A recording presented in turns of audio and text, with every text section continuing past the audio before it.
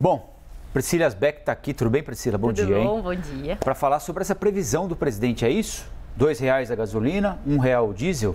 Se todo o conjunto de medidas for aprovado, inclusive aquela prevenção de isenção do ICMS, que ainda não passou, isso está em um outro projeto, naquela PEC dos combustíveis, aí sim pode chegar nesse valor. Mas qual que é a questão, né? Sempre tem um porém, porque essas questões não são simples, são super complexas. Né? Exatamente.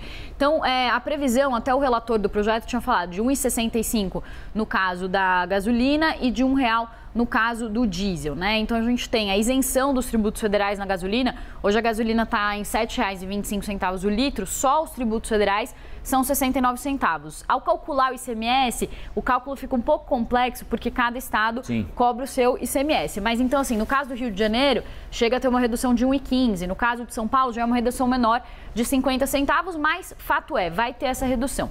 Quais que são os poréns da questão? A defasagem que a gente tem dos preços aqui em relação ao preço lá fora. Então, no caso da gasolina, são 82 centavos de defasagem. No caso do diesel, já são 95 centavos de defasagem. Então, a gente já está cobrando bem menos do que o valor lá fora, do que a Petrobras deveria cobrar se ela estivesse seguindo à risca aquela política de preços de paridade, né? Sim. Então, tem essa questão da defasagem. Um segundo ponto, os preços do petróleo continuam subindo lá fora.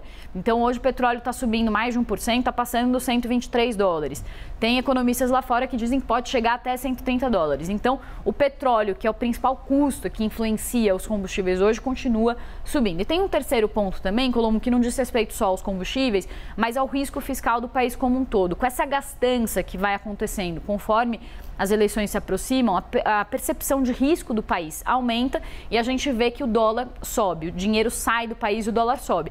Tanto que o dólar já subiu para R$ 5,11, há pouco tempo estava abaixo dos 5, já está em R$ 5,11 por causa do aumento desse risco fiscal. Então, o governo ele vai conseguir um alívio no curto prazo no preço do combustível, mas a inflação como um todo acaba subindo por causa do risco fiscal que aumenta, bate no dólar, bate na inflação. Então, apesar desse alívio vir e de fato virá de curto prazo, conforme se na Câmara for aprovado também o projeto, se a PEC dos combustíveis passar, sim, o consumidor deve ver um alívio no curto prazo, mas com esses fatores que devem jogar o preço para cima no médio prazo e também com um risco fiscal e um risco de desarranjo das contas públicas, gastos com saúde e educação muito grande para o futuro. Então, no frigir dos ovos, a população sai perdendo, porque tem esse alívio agora, mas com esses problemas aí muito grandes apontados para o médio prazo. Rapidamente, mais cedo, eu não lembro se foi no nosso portal ou na capa de algum jornal, eu acho que foi no nosso portal, tinha informação de que nós estamos vivendo o período mais longo sem reajuste da gasolina desde 2019, né?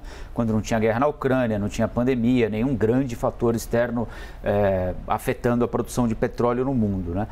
E o nosso preço está bem defasado, né? Não só a gasolina, o diesel também. Isso pode estar ocorrendo por alguma interferência política na Petrobras? O mercado tem essa percepção? Tem essa percepção, Colombo. O que eles dizem é que tem uma pressão muito grande para a troca de diretoria na Petrobras. Olha aí, porque... é no nosso site mesmo. Desculpa só te interromper, Priscila.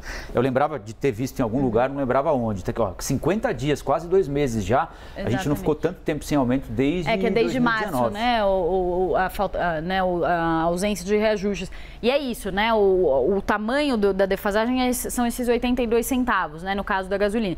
Então, em tese, esses preços eles deveriam ser reajustados com mais frequência, seguindo o que acontece no preço internacional, mas não estão sendo reajustados. Inclusive, o que os economistas, o pessoal do mercado que acompanha de perto as ações da Petrobras já dizia é que realmente a intenção do governo seria segurar esses reajustes até a eleição. Até onde der. Então, vão colocando medidas, vão falando de troca no comando, vão colocando algumas questões aí que também muitas vezes são mais retóricas do que práticas, justamente para ir empurrando com a barriga esse reajuste. E aí viria aquele estouro que veio no governo Dilma, por exemplo, na conta Exatamente, esse é importantíssimo que você citou isso. Para o ano que vem, qual que é o problema, né? Então o pessoal fala, mas não importa economia, gastos públicos, eu quero saber de redução de preço. Só que o problema é que o próprio consumidor vai acabar arcando com esse aumento de preço no futuro. Então, o que todos os economistas, os mais experientes dizem é que não existe mágica com preço.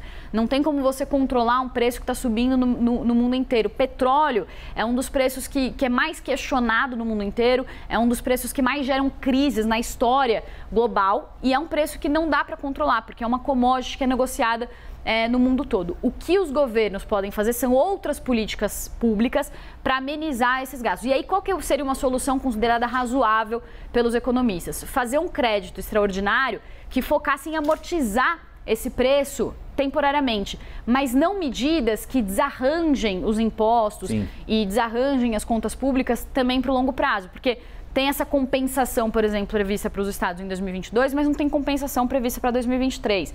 Não tem compensação prevista para os municípios. Então, tem uma série de falhas e a gente vai trazendo aqui, são muitas, né? Mas a gente vai trazendo aqui porque os economistas vão lendo, os técnicos vão olhando a medida no detalhe e vão vendo várias falhas e efeitos nocivos dessa medida aí, mais no médio e longo prazo. É isso.